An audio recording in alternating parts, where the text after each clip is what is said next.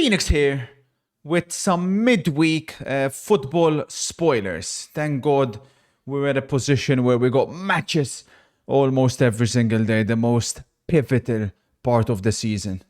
And you know what they say about the Phoenix? The bigger the matches, the bigger the spoilers, the more accurate the spoilers. We're on a fantastic run. Of course, it's important that we look to continue this incredible momentum.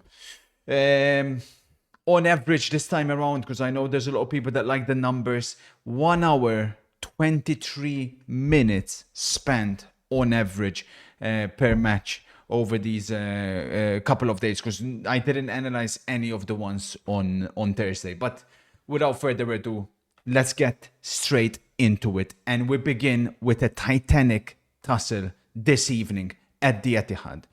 The Champions League races, or the race for the places, is becoming very, very close. With Forest's win yesterday, it adds even more pressure for both of these two teams. It's almost incomprehensible to imagine a Champions League next season without Manchester City.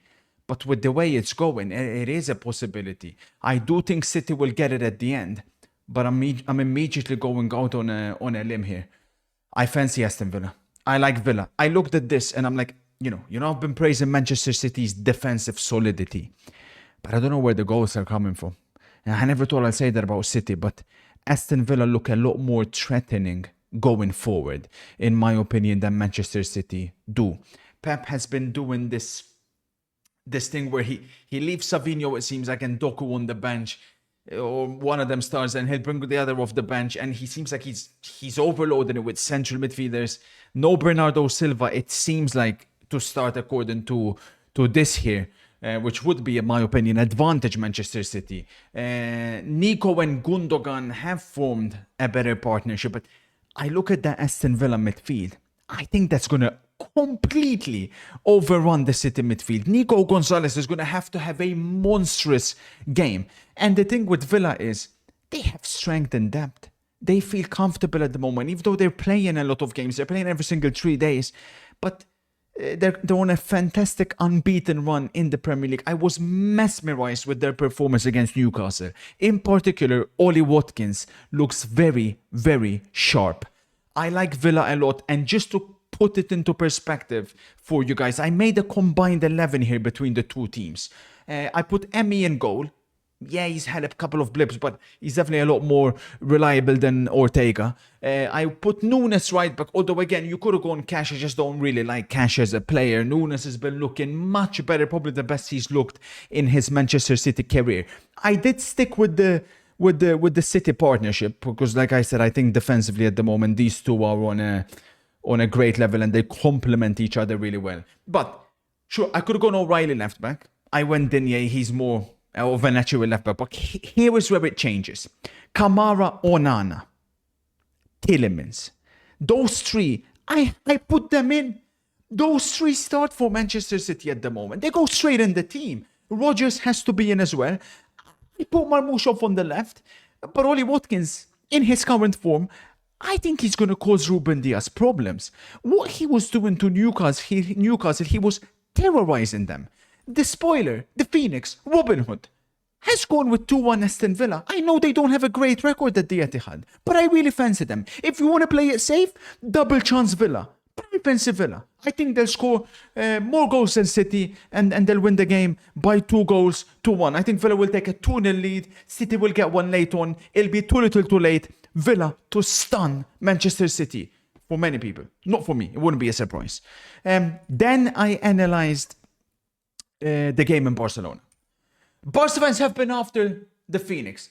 Oh, but you pick us to not win it. My analysis was correct. You got lucky against Celta Vigo. You never should have beat Celta Vigo. But this is a completely different game for Barcelona because they're up against a Mallorca team who aren't going to pose the same attacking threats as Celta Vigo would. Key thing here, Mallorca missing 2 of their starters, in particular Maffeo, who's of course an incredible right wing back and crucial to the way Mallorca play. Keep an eye on this because there's a steal. They've made a horrific mistake on the odds. This game under 2.5. Don't look at that Barca Celta Vigo game and be like, oh, but there were 7 goals in that game. Under 2.5, especially if Fermin Lopez starts. There is a chance Olmo starts ahead of him. Lewandowski will definitely not be there. Balde will definitely not be there. It'll be a very tough game for Barcelona. They've won 1-0 a few times this season. You know, people seem to forget that. They've won 1-0. I'm going 1-0 Barcelona. Under 2.5 is an absolute steal. I don't see Mallorca scoring, even against the Barca defense that got decimated by Borja Iglesias. I don't see plenty of goals. Yamal will get the goal. He's rested, so he'll be looking very, very sharp today. Then I went straight to Wednesday's games. I began with the game at the Emirates. Arsenal at the moment in tremendous form. This is a team who are high in confidence, and I do expect the Arsenal team today to be full strength. If they're going to rest, it'll be on the weekend. Today it'll be a full strength Arsenal 11, and I think that poses bad news for Palace. Stylistically, it's a really great matchup for Arsenal. They've already beaten Palace by 5 goals to 1. And again, I fancy Arsenal big. I think Arsenal will win this game by 3 goals to 0. Arsenal minus 1.5 or minus 1 if you go in European. I think that's good. The only side risk is you never know the form the Arsenal attackers are in. You know, it could be a little bit sometimes an off day for them. But Arsenal to win if you want to play it safe. I do think they'll emerge victorious. And I am seeing some problems in this Palace defense. Remember, they conceded 5 in their last 2 away matches. 5 at St. James, 5 at the Etihad. It's not looking good for them. 3-0 Arsenal. Then, this one was already analyzed. It was postponed. Parma-Juventus will be 1-1, as I've already spoiled. My next game, though, was in Italy. And it's, of course, the second leg of the Cup semi-final. Inter going for the treble. Milan, they simply have to win if they want to salvage their season and play European football. We haven't beaten these guys a single time this season. 4 times without a win. It cannot be 5.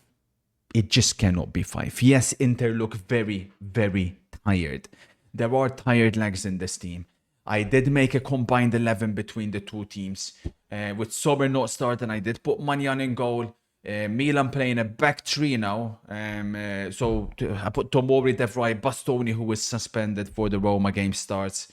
Chala, Barella and Reindeers. I Inter expected to start with their starting midfield. The key thing for Milan today is the wingbacks. I do think they're in better form than the Inter wingbacks, and they do pose a lot more attacking threat than the Inter wingbacks. Up front, I've gone Lauti and Rafael Leao. 2 key things in this one, or 3 key things. The wingbacks, like I've mentioned. Tammy Abraham will start for Milan. He's obviously scored already 3 goals against Inter. And Inter start with Taremi probably. Whether it's Taremi, whether it's Arnautovic, whether it's Correa, with no Marcus Thuram, Inter's attack is looking dry. But, just like the Villa City game that I mentioned, even more, there's an even bigger discrepancy in midfield. Inter's midfield should overwhelm Milan's. Inter will have most of the stadium behind them. The treble dream, I'm going Inter 1-0. There's not going to be many goals in this game, but I think Inter will get it done just by the sheer mentality, just by the fact that we're better than them at the end of the day. And whichever way you slice it, these guys are shocking. They're sitting 9th for a reason. They have a terrible manager. They cannot continue to get lucky. The first leg finished 1-1. For those who don't know, there will be no away goals. It'll be extra time and penalties if it stays level. It won't. Inter will get this one done in 90 minutes. I'm going with a bullet header from Stefan De Vrij.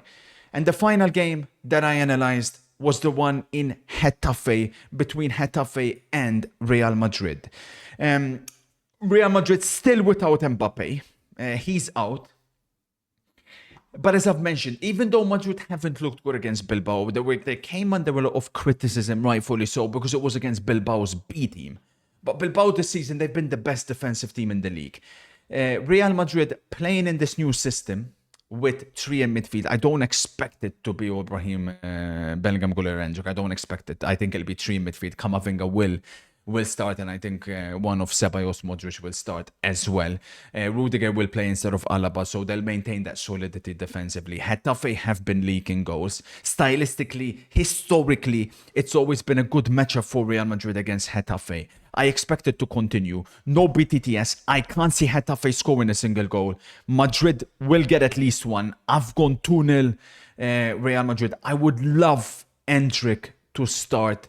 Even though again, he didn't look that good against Bilbao, he deserves a start. When he has started, he's played extremely well. Madrid to win, to keep up pace with Barcelona and continue this remarkable title race prior to the two teams meeting against each other in the Copa del Rey final. As always, let's continue this incredible momentum. The weekend matches, of course, the video will come out before those, the spoilers. We're in great form. We're feeling confident. We're feeling comfortable. In the most crucial part of the season, the Phoenix will rise his game even more. Let's do this. Chiching, bibbling. Catch you guys tonight for the City Villa game.